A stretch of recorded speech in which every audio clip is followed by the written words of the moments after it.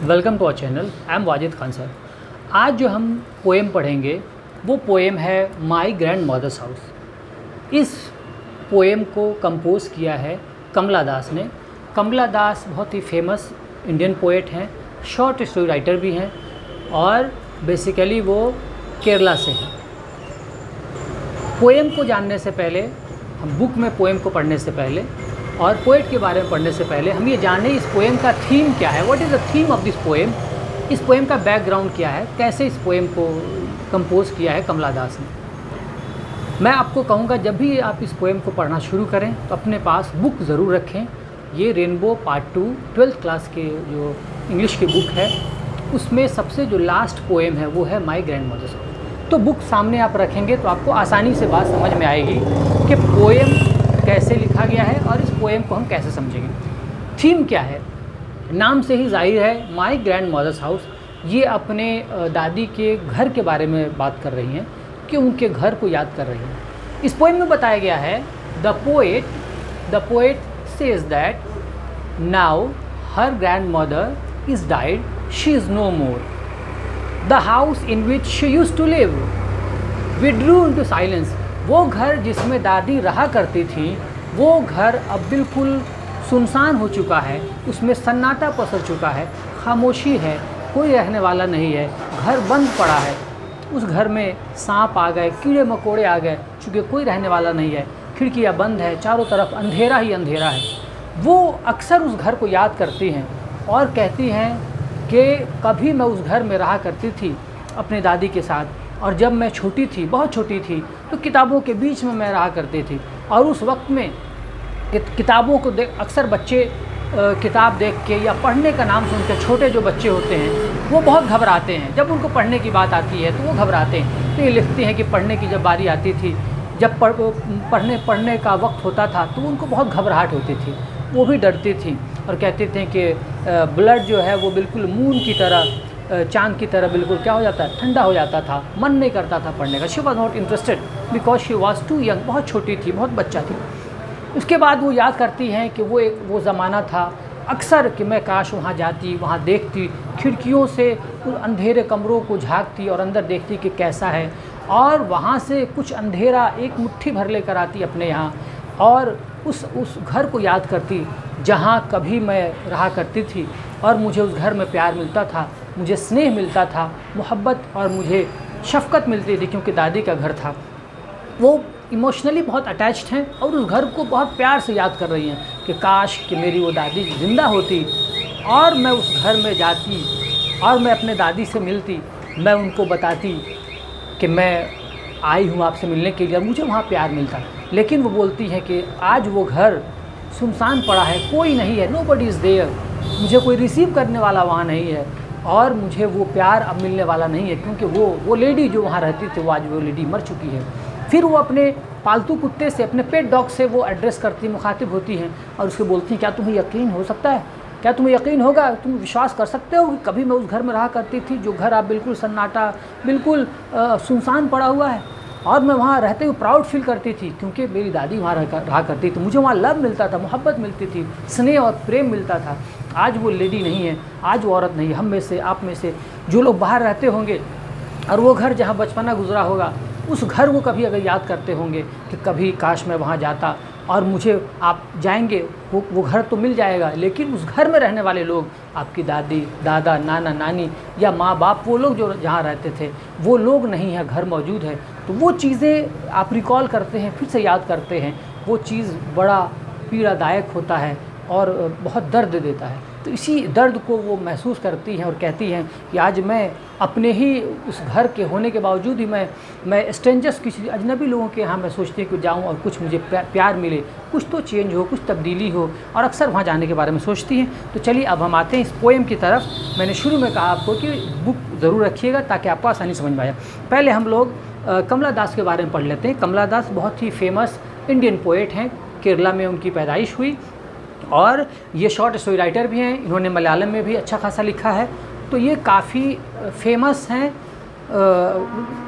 Indian poet की हैसियत से, शॉर्ट स्टोरी राइटर की हैसियत से। तो कमला दास, इनको देख लेते हैं, इनके बारे में जो दिया हुआ इनकी बायोग्राफी है। Was born on March 31, 1934। इसमें उनकी पैदाइश हुई थी।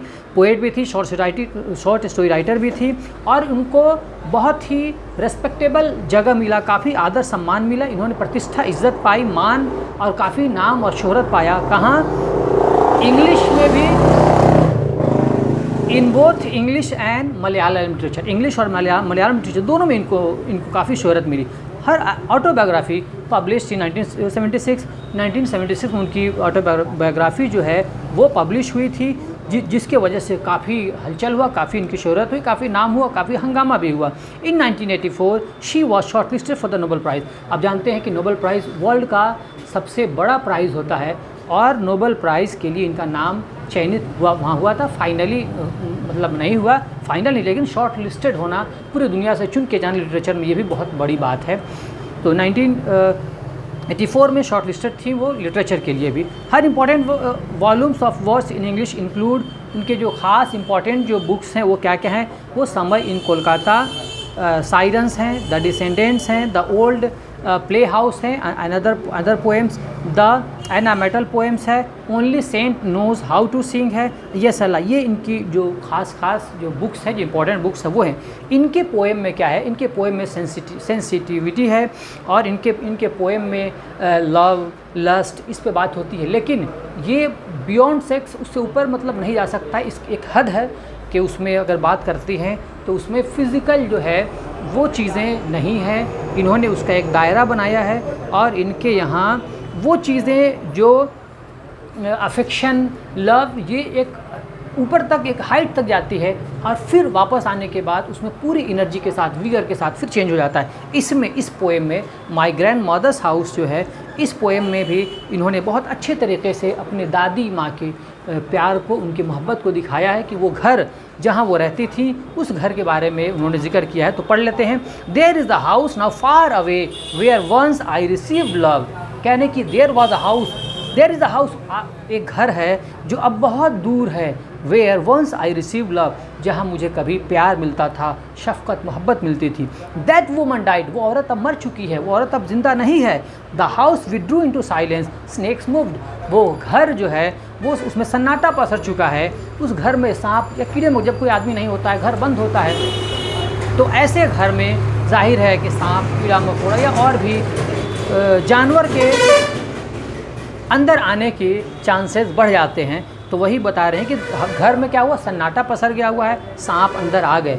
Among books I was then too young to read and my blood turn cold like the moon.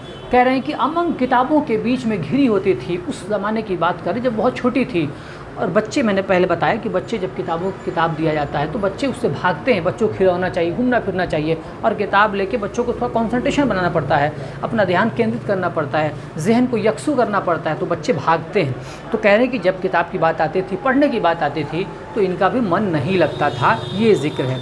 How often I think of going there to peer through blind eyes of windows और just listen to the frozen. कह रहे अक्सर मैं सोचती हूँ कि काश मैं उस घर जाती और घर को देखती, उस बंद घर को, अंधेरे घर को, चारों तरफ सन्नाटा पसरा हुआ है, मैं खिड़की से झांक कर देखती अंदर क्या है, और उस ठहरी हुई हवा को, जाहिर है कि हवा एक तरफ से आके दूसरे तरफ पास कब होती, जब घर खुला हुआ हो, खिड़कियाँ खुली हुई हों, दरवाजे खुले हुए हों, लेकिन सब कुछ बंद है। तो फ्रोजन एयर यहाँ पे जिक्र किया गया है, यानी सब कुछ पसरा हुआ, कोई भी एक्टिविटी वहाँ पे नहीं है। और in wild despair pick an armful of darkness to bring it here to light, कि यहाँ मैं वहाँ से कुछ जो सन्नाटा, कुछ अंधेरा, कुछ वहाँ से लेकर आऊँ मुट्ठी भर यहाँ लाने के लिए। Behind my bedroom door like a wooden, और मैं अपने बेडरूम के दरवाजे के पीछे उसको रखूँ। और ये जो है लाइक ए ब्रूडिंग का मतलब ये है कि डिस्पेयर, निराशा के तौर पे, कि कुछ तो हो जो वहाँ की याद हो, वहाँ कुछ नहीं है।